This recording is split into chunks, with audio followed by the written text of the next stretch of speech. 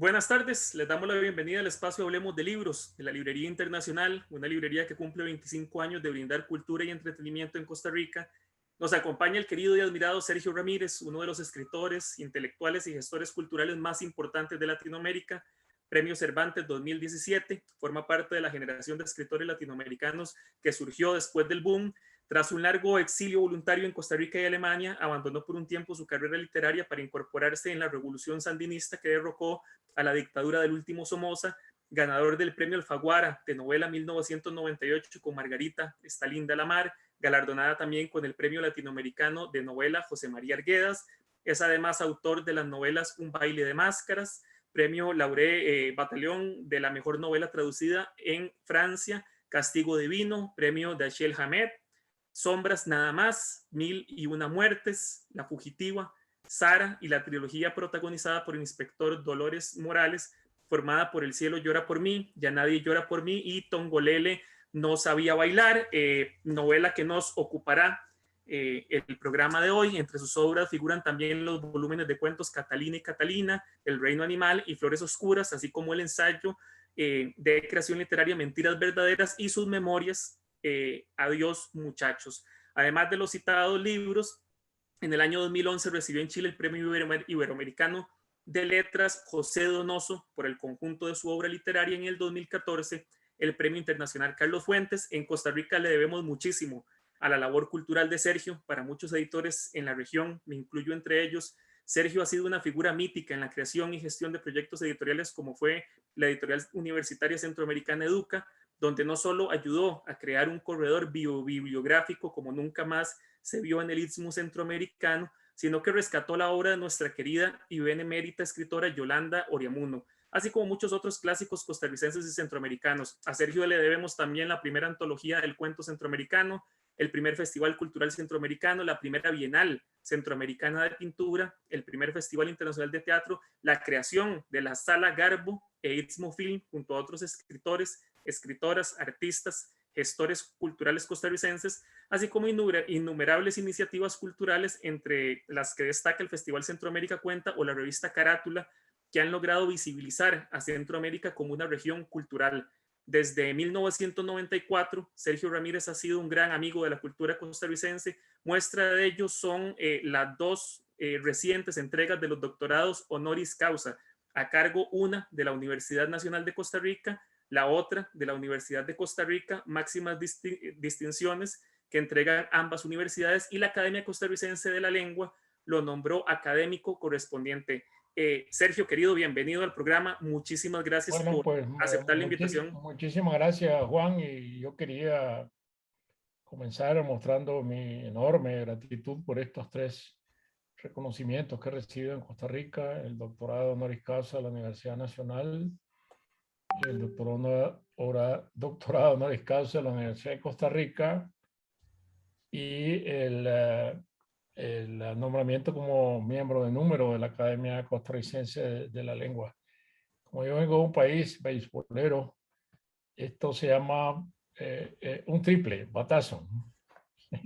Te hace llegar de una sola vez hasta la tercera base y la bola se estrella contra la cerca. Aquí, eso es lo que me ha ocurrido con estas tres distinciones. Así que muchísimas gracias a Costa Rica, a sus entidades académicas, universitarias, por esta distinción que me honra muchísimo. No, Sergio, más que merecidas. Mira, regresamos a tu narrativa de la mano de Tongolele, No sabía bailar, que es la novela con la que haces esta trilogía protagonizada por el inspector Dolores Morales. Comenzaste con El cielo llora por mí, publicada en el 2009, donde asistimos a esta punta del iceberg de los entramados de corrupción y narcotráfico de la mano del inspector Morales, en ese momento miembro de la Policía Nacional. Posteriormente, publicas Ya nadie llora por mí en el 2017, novela en que comienza a ver que la punta del iceberg tiene un cuerpo enorme debajo de la superficie y nos muestra los aspectos más brutales de las clases altas y en cierta medida también bajas, así como abusos sexuales, impunidad, corrupción. Y bueno, ya con Tongolele No sabía bailar vemos el abuso absoluto de poder. Al mismo tiempo es esta es una especie de trilogía donde asistimos a una aguda radiografía de Latinoamérica, donde populismo, fanatismo religioso, pobreza, riqueza desmedida, drogas, dinero y armas son la base en la cual se mueve la clase política que busca a toda costa utilizar los instrumentos democráticos para perpetuarse en el poder y así pues acumular una riqueza. Me gustaría saber, Sergio, cómo surge inicialmente este personaje de Dolores Morales y cómo en más de una década lo fuiste construyendo en estas novelas. Pues mira, cuando se publicó la primera parte de esta trilogía, hasta ahora trilogía, con El cielo viera por mí, yo quería no interponer un propósito político, porque eso muchas veces sirve poco a la literatura, más bien la perjudica, sino crear un personaje que tuviera raíces históricas verdaderas en la realidad nicaragüense. Y se me ocurrió que un inspector de policía, que ha sido guerrillero, que lucha en el Frente Sur, en la tropa del padre Gaspar García Laviana, y en un combate pierde una pierna, le ponen una prótesis en Cuba, luego se incorpora con su prótesis a la Policía Nacional en la sección de antinarcóticos. Tiene una asistenta que es la afanadora, como se dice ahora en Nicaragua, la que limpia, sea la oficina, una mujer muy inteligente, de gran perspicacia, ella es evangélica, él es agnóstico. Entonces voy haciendo surgir este ovillo de este mundo, que lo que me lleva es a narrarla por el camino de la novela negra, a narrar la Nicaragua contemporánea. La Nicaragua contemporánea para mí comienza con la Revolución de 1979. Y entonces la historia real se comienza a desarrollar a partir de entonces, aunque el autor no lo quiera, paralela a la historia de la ficción, porque la siguiente vez que el inspector Dolores Morales aparece ya está fuera de la policía. Un caso de denuncia de narcotráfico lo ha hecho quedar mal con las autoridades corruptas de entonces, y él se dedica con los pocos ahorros que tiene, con los fondos de retiro de su pensión, a instalar una humilde empresa de investigaciones privadas en Managua, y ahí lo encontramos dándose de narices con un caso que él no ha buscado. A él lo han buscado para ese caso, para que tropiece con el caso y no haga nada. Que es un caso de violación que se maneja de manera secreta, pero el inspector Morales termina en un conflicto frontal con el jefe de la policía secreta que protege a este millonario corrupto. Y este hombre lo que hace, Tongolele, que es el nombre de la novela que se roba ahora, la novela Tongolele, lo que hace es salir del inspector Morales deportándolo a Honduras. Y abril de 1998 lo coge a él dilucidando si regresa o no a Nicaragua por la vía clandestina. Pero él no vuelve por razones políticas, él vuelve porque la amante está muy enferma. Y esta es la razón por que él se mete en el peligro de volver a Nicaragua sabiendo que es un perseguido, y un perseguido por un hombre peligroso, como es Tongolele. Entonces la novela se va emparejando con el tiempo y yo voy asumiendo el desafío de contar una historia muy contemporánea.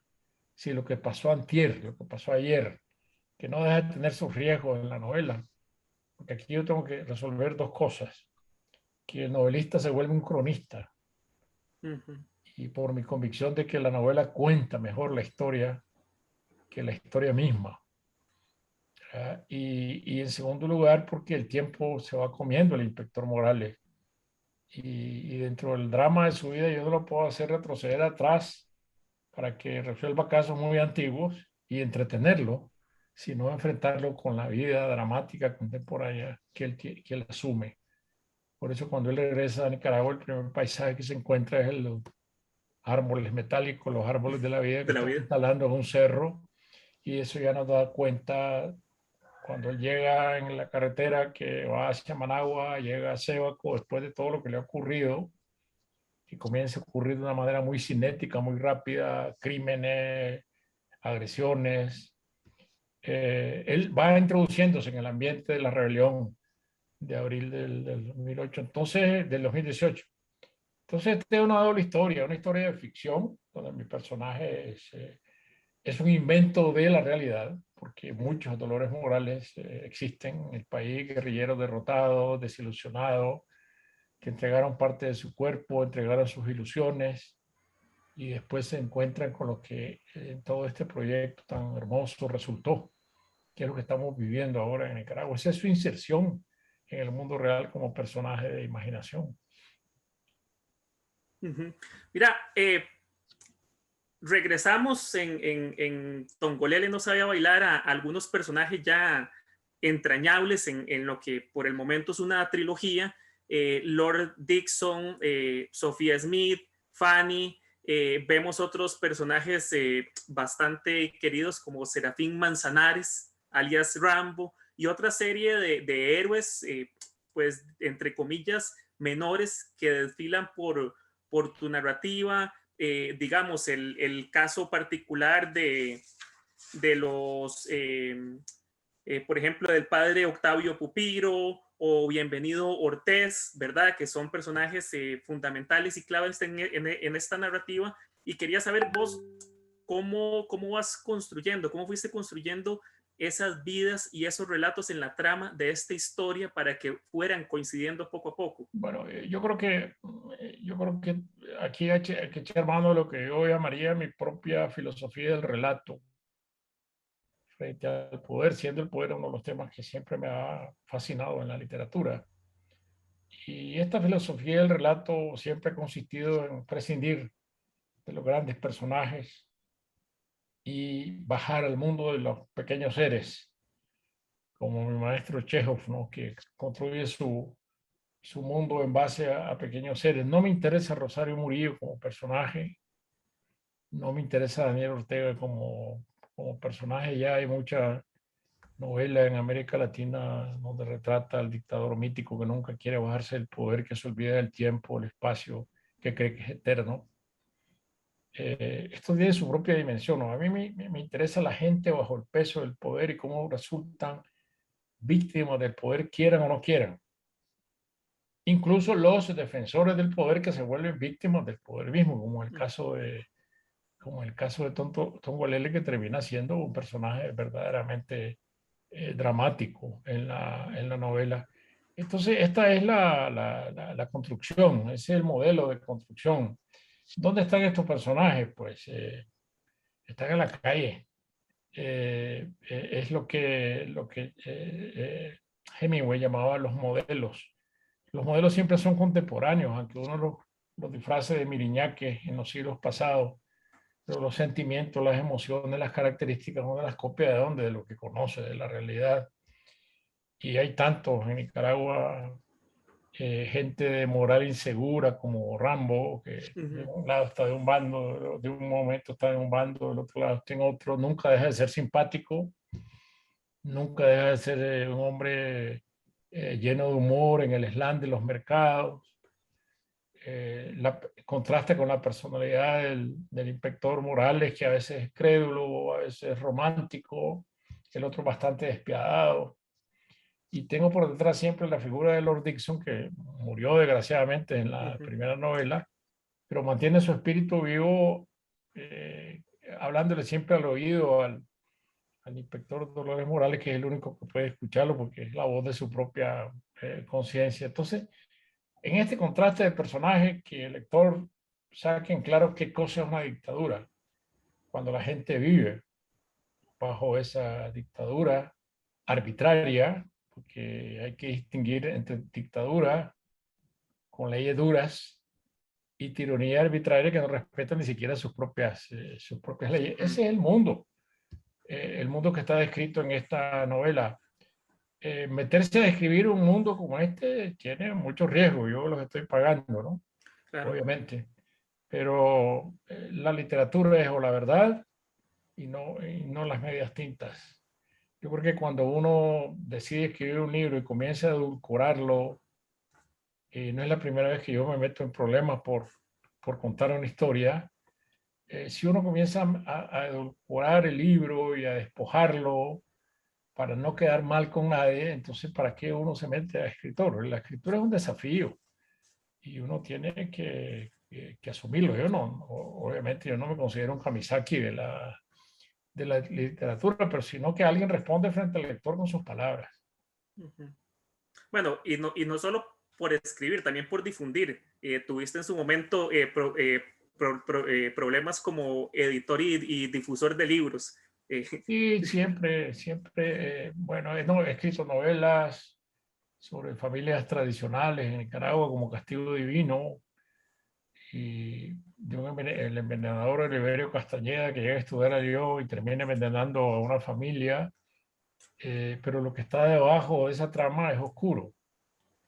Amores secretos, adulterio, sí, todo lo que es el fondo del alma humana, ¿no? Entonces, cuando esa novela se publicó, obviamente hubo un revuelo en Nicaragua en contra mía, como alguien, cómo me atreví a hablar yo de la ciudad de León tradicional, dueña de esta gran moralidad, que esta novela estaba desnudando, y me pasó otra vez después con Margarita Estalín de la Mar, donde tocaba personajes que también son sagrados.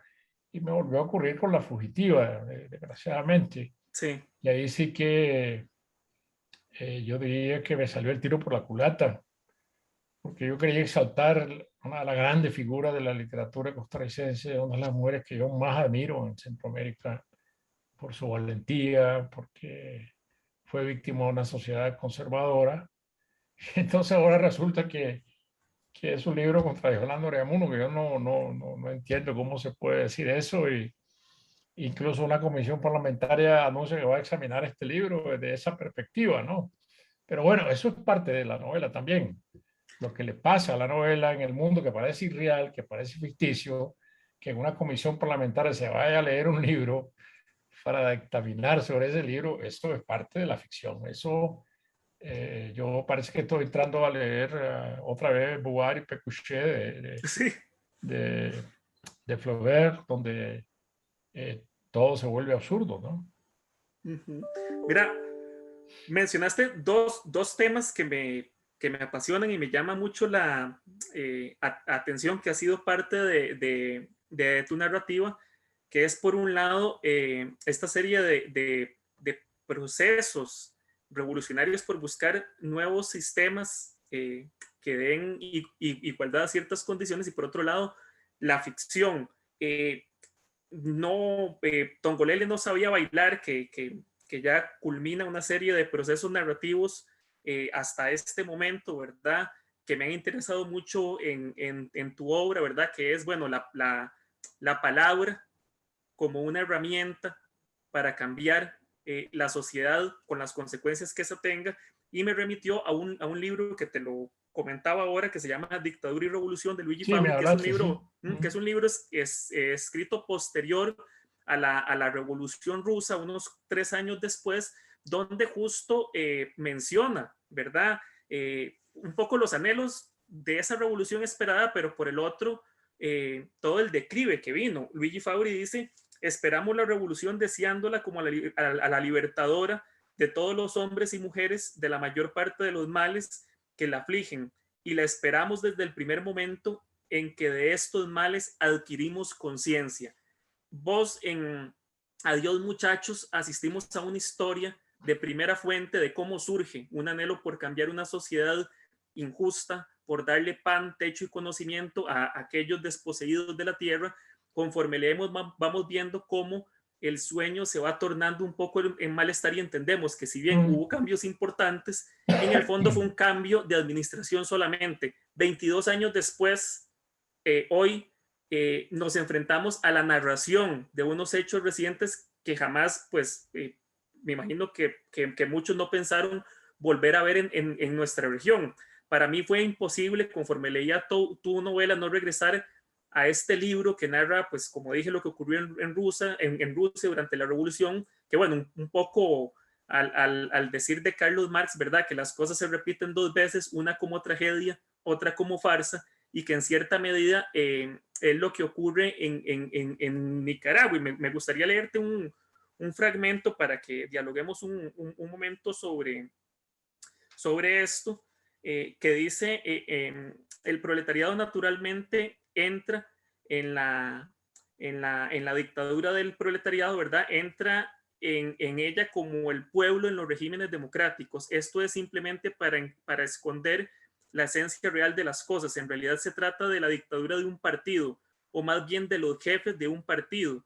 Y es una verdadera dictadura con sus decretos, con sus sanciones penales, con sus agentes ejecutivos y sobre todo con su fuerza armada, que hoy sirve también para defender de la revolución de sus enemigos externos, pero que servirá mañana para imponer a los trabajadores la voluntad de los dictadores, detener la revolución, consolidar los nuevos intereses que se han ido construyendo y defender contra las masas una nueva clase privilegiada. Esto lo escribieron, imagínate, en 1922, Luigi Fauri, a propósito de la Revolución Rusa, y un poco es lo que me transmite, porque, bueno, por un tema político mío, me transmite un poco claro, tu este obra. modelo, mira, el modelo literario de cómo el poder puro se transforma en poder contaminado y vicioso. Yo este libro, desgraciadamente, todavía no lo he leído, pero me quisiera referir a tres novelas que para mí son claves para entenderlo. Primero, El Papá Goriot de Balzac, porque es muy importante ver cómo los que hacen la revolución en las barricadas terminan siendo los nuevos ricos. Eso me parece que es un elemento central porque te aparta de esta famosa lucha de clase y te lleva a la lucha por el propio bienestar. Pues todos estos que estuvieron en la barricada, que pagaron sacrificios, no decir que no eran antihéroes cuando estaban en la barricada, después comienzan a apropiarse de la riqueza estatal, de la riqueza ajena, se vuelven dueños de plantaciones de vid, se vuelven dueños de fábrica de vino, de perfumería. Este es el mundo de Balzac, que nos está contando durante el Segundo Imperio, pero que tiene sus raíces muy profundas en la propia Revolución Francesa. Este es un elemento. El otro elemento es la revolución como la revolución ideal que se transforma en régimen de terror. La revolución de los sueños que se transforma en régimen de terror. Y aquí es muy importante referirse a la historia de dos ciudades de Dickens, porque es una de las grandes novelas que te puede hablar de este tema, ¿no? Las parcas están representadas por estas tejedoras, que son mujeres de la clase obrera, olorosas a vino, que son los que están decidiendo la suerte de quienes van a ser subidos de la carreta para ser guillotinados. Es decir, el filo del ideal convertido en filo de guillotina. Y para ver esto desde otro aspecto, que ya no digamos no es tan dramático, sino más humorístico, pero ver todo este entramado de poder que una revolución se llega a convertir cuando se la traga la burocracia y el individualismo y el egoísmo, sería El maestro y Margarita de Bulgakov, el escritor ruso, que lo ve desde la perspectiva del humor, cómo la revolución comienza a burocratizar todo hasta el trabajo de los escritores. Entonces, me parece que es un antecedente muy importante para entender esto que yo llamaría el fenómeno de la transformación del poder de ideal en pesadilla. Entonces, yo que fui protagonista de una revolución, yo había leído a Balzac, yo había leído a Dickens, yo había leído a Bulgakov, pero yo siempre decía, no, aquí va a ser distinto. Aquí la experiencia que tan tosudamente la historia me está marcando aquí se va a romper, y no se rompió. Simplemente se volvió la rueda a dar vuelta en la noria y se volvió a repetir lo mismo. Y quizá de manera más exacerbada, porque imagínate que la revolución es un fenómeno del año estado en los años 70, triunfó en 1979 y estamos hoy en 2021 con el agua hasta el cuello. Es decir, el agua de la historia nos ha llegado al cuello. Son muchas décadas de este proceso de envilecimiento y transformación. ¿Quién te puede dar la crónica de eso? Una novela. un libro de historia es mucho más difícil, porque en la historia tú tienes que hilar de otra manera el relato. Tienes que atenderte a fechas reales, a acontecimientos reales, mientras que en la novela tú puedes interpretar la historia. Es decir, a través de los personajes de ficción tú puedes entrar en esta trama real de la historia, sacarla de allí, llevarla adelante y hacer que una novela sea ejemplar en el futuro para leer un periodo histórico. Y ese es el propósito o la ambición de un novelista. Claro, también porque a veces en un personaje se retrata una sociedad entera, ¿verdad? Podemos ver esa radiografía, podemos asistir a ciertos comportamientos. Para quienes nos están acompañando, estamos con Sergio Ramírez conversando sobre Tongolele, No sabía bailar, de venta en todas las librerías internacional. Sergio, vos mencionaste algo que me gustó, que fue un poco el humor en la narrativa, ¿verdad? La novela me ha permitido viajar por diferentes emociones. Hay una parte que no te miento, me causó un terror profundo, un terror en el sentido cuando uno piensa que los personajes van hacia un lado y uno se termina dando cuenta que hay una maquinaria tan grande, tan monstruosa que está encima de eso, que da pavor, ¿verdad? Cómo conocen la vida y todo. Pero bueno, hubo otras situaciones que podrían parecer inverosímiles, pero que son extraordinarias. Bueno, vos como sabés, aquí en Costa Rica, en la dictadura de los Tinoco, hubo una medium muy famosa llamada Ofelia Corrales. Me En acuerdo, esta sí, claro. novela, En la claro, novela de Carlos Cortés, sí. el año de la ira, donde sale Sí, mencionada. sí. Pero bueno, en Tongolele tenemos a Josefa Viuda de Prado, más conocida como la profesora Zoraida, que es Zoraida, que además es la mamá de Tongolele, una esotérica que se comunica con Chiri Saibaba para dar directrices a ya sabemos quiénes, ¿verdad? Sobre ciertos designios místicos que rigen la vida política del gobierno, que obligan a protecciones superiores, en este caso gracias a los árboles de la vida. Tal vez si nos comentas un poco qué lugar ocuparon estas estructuras en el imaginario nicaragüense para Mira, yo creo entender que eso. lo primero que habría que comenzar a decir es que nosotros en nuestros territorios vivimos en sociedades mágicas, ¿no? Que todavía son muy, muy mágicas y que son el resultado de una obra cultural sincrética en la cual entran las viejas creencias indígenas autóctonas, las creencias africanas, que son muy importantes en Centroamérica, aunque las desconozcamos, la santería africana y la religión católica. Entonces, esta mezcolanza, este sincretismo determina mucho de nuestra propia cultura, ¿no? El hecho de que los hermanos Tinoco hubieran tenido una medium, el hecho de que la señora de Ortega tenga otra medium, el hecho de que Papadoc Duvalier rigiera sus actos de gobierno por lo que le decían los vudú, la ceremonia vudú, cortándole la cabeza a los gallos. Batista tenía sus propios adivinos. Entonces, esto cuando se vuelve atroz, es cuando resulta en la contaminación del poder, de la magia contaminando el poder. Yo recuerdo que en mi pueblo de Mazatepe, enfrente vivían unas famosas de la tienda de mi padre, unas famosas hechiceras, les decían. Y todos llegaban a una fila de carros muy lujosos desde Managua y esta señora les preparaba menjunjes y remedios a estas señoras que eran de una clase muy alta y están más o menos retratadas en mi novela. Se llevaban sus pócimas, sus remedios, oían sus consejos, pero eso no le hacía mucho daño a nadie. Es decir, el problema está cuando esto se inserta como instrumento de poder y el destino de los pueblos se comienza a someter a estos disparates, ¿no? De que un árbol de la vida te protege. Ahí en el centro de Managua, el momento más extravagante, el que está dedicado a Hugo Chávez, que está rodeado por una serpiente en medio de una corola de flores. Y todo esto tiene un sentido. mágico, no es gratuito. Lo esotérico es una forma de poder. Dentro de este entramado que te estoy hablando, como querrás, pero es una forma de poder.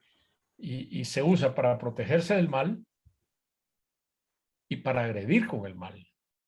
Sí, ese sentido tiene la intención de la magia. No hablemos de la magia en sí misma porque eso ya nos metemos a otro problema. No, la intención de la magia y que el poder mande sembrar toda una ciudad y todo un país de árboles de fierro que cuestan una fortuna, te das cuenta de la magnitud que tiene esa creencia.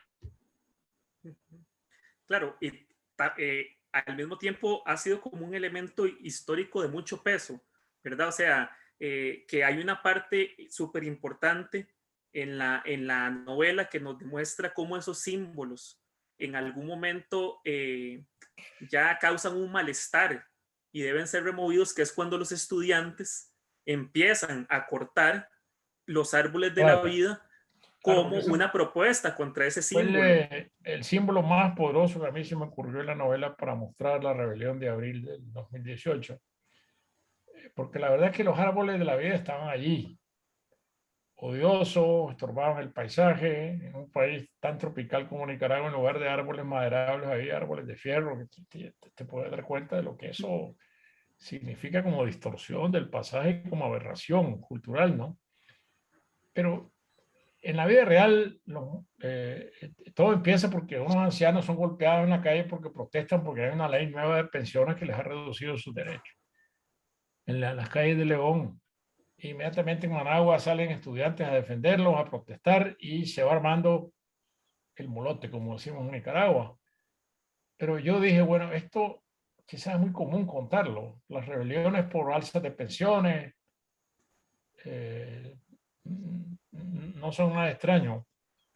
Sustituir eso por la protesta frente a los árboles de la vida, es que en última instancia viene terminando en eso, porque el primer símbolo que la gente, los jóvenes salen a derribar en las calles son los árboles de la vida.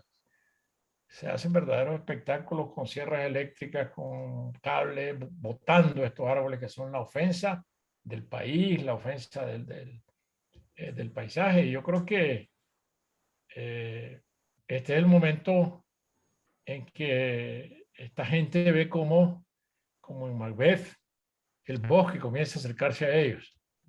El mismo bosque de árboles de fierro que han plantado comienza a acercarlo y entonces lo que usan es la represión despiadada, sacan a la calle los paramilitares a matar a los jóvenes, a matar a quienes están botando los árboles de la vida, que son la gran amenaza contra el poder. Claro. Mira, eh, hay una frase fuertísima para sacar de acá que engloba un poco en que han terminado algunas de estas sociedades y yo creo lamentablemente que es un poco lo que está sucediendo en Centroamérica por otro montón de factores. Vos decís el fanatismo a muerte y el oportunismo a muerte son dos enfermedades gemelas, que yo creo que eso es algo de lo que está impregnado ahora mucho del sistema político actual, lamentablemente. Eso fue algo, digamos, que vos trataste de ir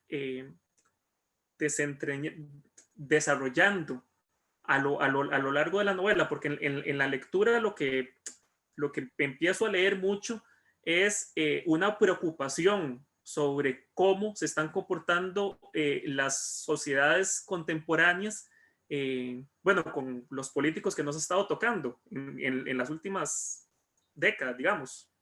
Sí, quizás Juan, este es un problema más generalizado y profundo que tiene que ver con la crisis de los sistemas políticos que estuvieron establecidos en América Latina durante muchísimos años. En Venezuela, vamos a hablar primero de los regímenes democráticos, Venezuela, Uruguay, Chile, Costa Rica, que estos viejos modelos terminaron sucumbiendo. Y por eso en Costa Rica, que era un régimen, cuando yo vivía allá en los años 60, muy bipartidista, Era calderonismo contra figuerismo, o sea, Liberación Nacional versus Social Cristiano. Eso parecía inconmovible. La gente tenía dos opciones de voto. Yo salía a pasear por San José en las campañas de los 60 y a contar banderas como muchos ticos. Cuántas banderas verdes y cuántas de azules había, ¿no? Y era una manera de saber en encuesta, ¿no? Cómo se iba a orientar la elección. Hoy no puedes contar banderas en una campaña en San José, son infinitas banderas, y eso te habla de que el sistema social ha cambiado, y ahí donde el extremismo y el populismo se van introduciendo, como Pedro por su casa. En esta falta de credibilidad que el electorado llega a tener en los sistemas políticos que alimentaron la democracia durante tantos años. Entonces se abre la crisis y comienzan los populismos, comienzan los fanatismos, comienza la religión de manera radical a introducirse dentro de los contextos electorales, a pesar de que vivimos, se supone, en sociedades laicas. En Chile se descompone el centro político y va a dar a los polos. No se sabe qué va a pasar el domingo, pero es una elección muy polarizada. Entonces, ese fenómeno, imagínate en un país que no se rige por instituciones como Nicaragua. Entonces, donde la mentira puede prosperar mucho más rápidamente, puede arder más en el campo la mentira, en ese zacatal, la demagogia, y donde la mentira, el cinismo, por un lado, y luego el oportunismo y el terror llegan a ser una sola amalgama. Y ya no importa que el gobernante o los gobernantes perdieron respaldo popular, porque es sustituido por la violencia y por la represión. En Nicaragua, 15 días antes de las elecciones, la última encuesta de Sid Gallup decía que por Ortega votaría el 19% y por cualquiera de los candidatos presos 65%. Eso es lo que la gente piensa bajo la represión, pero no pudiera expresarlo en un voto. Claro. Ahí está la gran diferencia. Es súper complicado. Justo en estos momentos donde palabras como corrupción, lamentablemente, han sido tan mencionadas que ya pierden su efecto, donde lamentablemente, bueno, lugares donde encierran periodistas, donde desaparecen medios, donde tienen que huir otros, callarse la mayoría, donde también hay tanta desconfianza generalizada, a veces por los medios de prensa, o la gente prefiere no escucharlos, o hay tantas las llamadas fake news, ¿verdad? Yo creo que la literatura ocupa un lugar particular, como nacen los libros en Alejandría, ¿verdad? De inscribir, de grabar la palabra, que se mantenga. Un libro se puede sostener décadas, siglos, eso vos y yo lo sabemos. Y yo creo que es por eso que un libro como Tongolele, No sabía bailar, como esta novela, ha causado tanto malestar, ha causado te ha causado tantos problemas, porque no es como ha sucedido con las noticias, que se mencionan un día, se mencionan otros, se retuitean, se comparten. Lamentablemente, le decía Sábato a Borges sobre los periódicos, las noticias más viejas fueron las que leímos hoy en la mañana, ¿verdad? Una novela no, la literatura se queda, permanece, y es una evidencia, y nadie quiere evidencias. A la gente que ostenta el poder le da pánico una evidencia o un recuerdo histórico que mencione los abusos y las atrocidades. Y yo quería ir cerrando un poco con esta reflexión, porque luego de pegar una revisada por mucha de tu obra, que lamentablemente el tiempo no nos alcanza, podríamos pasar un mes dialogando todos los días sobre 1000 cosas, pero esta última novela que publicás nos estremece, pero al mismo tiempo nos pone un montón de alertas, ¿verdad? Y es nuevamente cuál es la función del escritor, cuál es la función de la literatura en esta sociedad. Quería como que cerráramos un poco reflexionando sobre eso, Sergio. Yo creo, Juan, que la función de la literatura no es tomar partido. la función de la literatura no es el discurso político. Para eso existen otros géneros, el ensayo, el manifiesto, el artículo de prensa. La función de la novela es interpretar el mundo de muy distintas maneras, y que son universos sumados a otros universos que forman un solo universo. No puedes tú confrontar personajes 100% malos con 100% buenos en una novela, ¿no? Somos una mezcla de todo. Algunos son una mezcla del mal que del bien, ¿no? Ahí es donde está el problema. Pero las debilidades humanas, las pasiones, si no permea una novela, la novela no será leída mañana, porque el papel de la novela es interpretar la condición humana, y la condición humana desde Hammurabi no ha cambiado nada. Por lo menos desde la civilización escrita, todos tenemos rencores, odios, amores, pasiones, alineamientos, inconsecuencias. Somos muy tiernos a veces, muy brutales otros. Y esta es la condición humana, el amor, la locura, la muerte, cómo la locura se introduce en la vida de la gente, y cuando el poder se transforma en locura, que es uno de los temas de esta novela, viene a ser peor para la sociedad. Eso es lo que se leerá mañana. Por eso es que leemos con tanta frescura, qué sé yo, desde Los demonios de Dostoyevsky hasta Guerra y Paz, o hasta Luz de Agosto de Faulkner, porque siempre te están hablando de la condición humana. No son asuntos temporales que perecieron, es decir, como dice Ernesto Lavoe, tu amor es un periodo de ayer, ¿no? Los periodos de ayer están cancelados, ¿no? Pero la novela no, la novela tú la sacas de un estante y siempre te va a decir algo nuevo. Como decía Italo Calvino, cuando una novela se vuelve clásica es porque te tiene algo nuevo que decir, siempre. Pues bueno, Sergio, te agradezco muchísimo el tiempo a quienes nos acompañaron. Tongolele no sabía bailar, a la venta en toda la librería internacional. Pueden buscar otros libros como Ya nadie llora por mí, El cielo llora por mí, para, a pesar de que se pueden leer separados, leer lo que hasta por el momento es una trilogía es bien interesante, así como otras obras de Sergio. Sergio, yo espero que tengamos otra oportunidad Claro que sí, Juan, conversar. cuando se reúna el Ojalá, taller me avisen y yo con mucho gusto participo con los lectores del club de lectores. claro, Y seguimos porque hablando de la novela. Me duele mucho mi ausencia de Costa Rica, que no puedo hacer esta presentación eh, frente a un público real, ¿no? Pero aquí nos estamos escuchando y viendo todo a distancia. Pero algún día lo vamos a hacer en la librería internacional, como siempre he presentado mis otras novelas en la librería. no, y así será, Sergio. Y te agradezco muchísimo el tiempo. Te mandamos muchísimo cariño, muchos abrazos. Ya Muchísimas sabes que gracias, aquí tenés Juan. Muchas muchísima gracias. gente que te quiere y te admira. Me incluyo, por supuesto, entre esos. Así que esperamos pronto poder Muchísimas darnos gracias. Yo lo sé. un abrazo y muchísimas gracias, de verdad. Gracias. A quienes nos acompañaron, esto fue Hablemos de Libros. Muchísimas gracias.